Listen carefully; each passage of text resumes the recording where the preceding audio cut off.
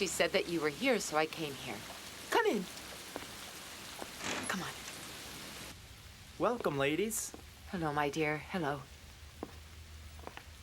Fatmagul, I want you to meet Mrs. Nurdan. Hello and welcome. Why, thank you. She wrote you one of the letters that you received. Oh, really? Please, come on in, dear. Sit down. Do we have some tea? Yes, I have just brewed some. Would you like some tea now? Please. Mehmet, come on, serve us some tea. You can all just sit down over here. Mrs. Nurdan has something to say to you. Don't you worry, we won't take all your time.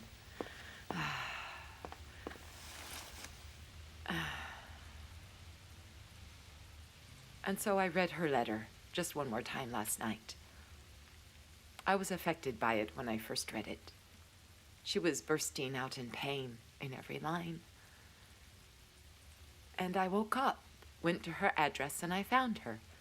And she didn't let me down. It's nothing. I came here with my heart. Fatmagul. She will tell her own story to you now. Go on. We read about you and what happened to you in the newspaper. And I watched on the news as well as with my daughter. Oh, Mrs. Nurdan has a daughter and her name's Ozge. She's very beautiful and cute and she's your age. Oh, I'm sorry, dear. That's okay. Ozge is my main companion. Her sister got married after her father passed away, and we were both left on our own. She's so lively. Or I mean that she was. She was always a cheerful girl, and she was happy. She was always laughing. And quick-witted. She always used to get high grades at school, and was smiling all the time. She passed all of her exams, and went to the university. That was where she wanted to go.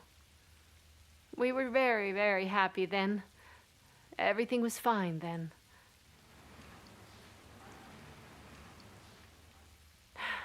But then, all of a sudden, everything was turned upside down.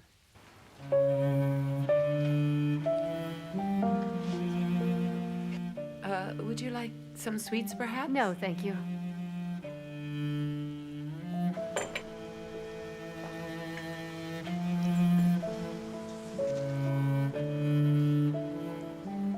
I understood just what happened when I saw her. I ran all over the place. We took her to the hospital. She didn't tell anything to the doctors or to the police. What happened? How did it happen? How did she come home? She didn't say anything. And I have never heard her voice since that day. She hasn't talked to anyone since that day. And to this day, we have never known who did this to her.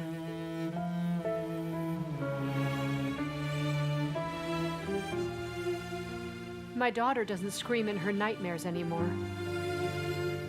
Just closes her eyes tightly, closes her hands tightly, and thrashes about in her bed. She hasn't made a sound for almost 2 years. We don't know whether the bastard's gone, or if perhaps he's still close and somewhere around.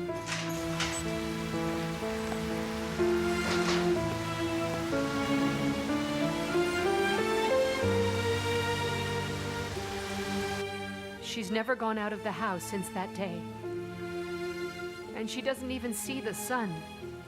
You understand? But the one who did it is roaming freely in the streets. Ozge is at home, just like a prisoner. But he is living his happy life now. I'm afraid she'll hurt herself. I never let her stay alone. Her sister is by her side now.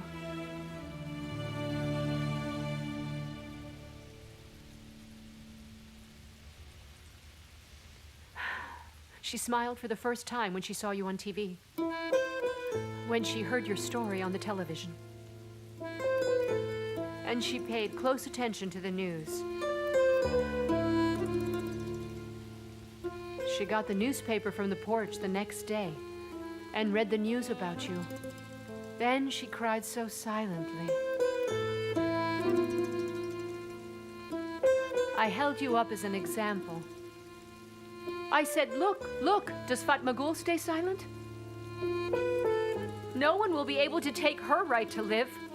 because she still wants to live and she still fights for her life. This is not something to be hidden. This is not something to be ashamed of. You were a real hope for me, Fatmagul. I was looking forward to your victory. I was thinking perhaps Özge would cling to life with the courage that you taught her.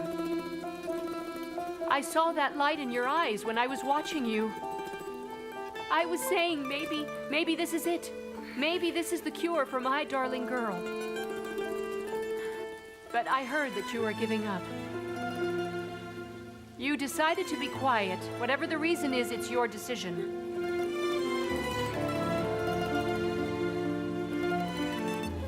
Don't let us down, Fatmagul. Be the voice for all the girls who are exposed to the same violence as you. Speak up. I miss my daughter's voice every day that passes, Fatmagul. Be the voice for her.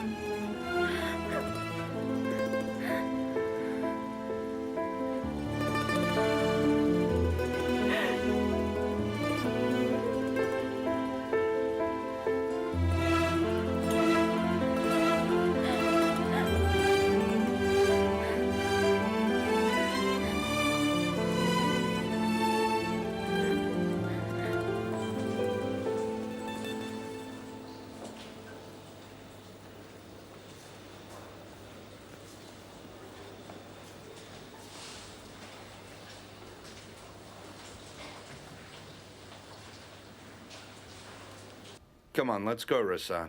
What am I going to do at the prosecutor's office? I just thought maybe you'd want to go together, you know? There's no way. Salim and I will go to the company. Okay, well, I'm going then. Yeah, but then you have to give the news of freedom to me first. Okay, yeah. Parahan, come on in. Farrahan, what are you doing here? Thank you so much. Are you having therapy? Kind of. Don't they come to the house?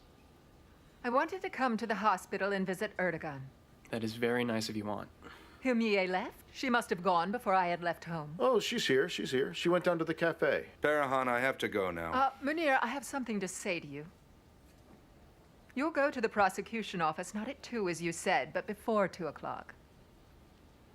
What are you saying, Farrahan? Erdogan will drop all of the charges first.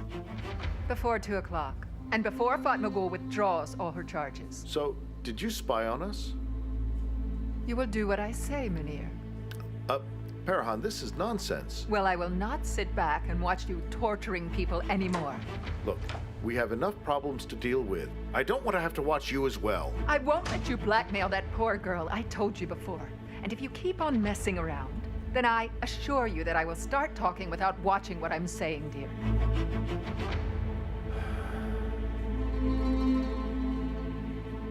If Erdogan doesn't drop the charge, I will turn him in now. And that includes you, Salim. You can't be serious, Mom. Oh, stop that, son. She's talking like this just to get on our nerves. Look, you know that I wouldn't let you do anything like this. I don't think that you can stop me. Oh, okay, then you tell them. You will see then how I will stop you. You just try it and you will see. Well, I knew that you would act like this, so I took a little precaution.